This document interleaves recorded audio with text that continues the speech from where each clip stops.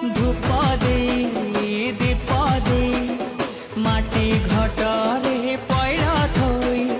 ଧୂପ ଦେଇ ଦୀପ ଦେଇ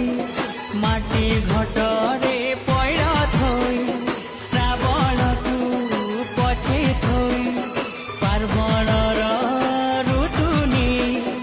ଆସିବ ମା ଯାଇଛି କହି जय देवी सर्व जय जय शिवा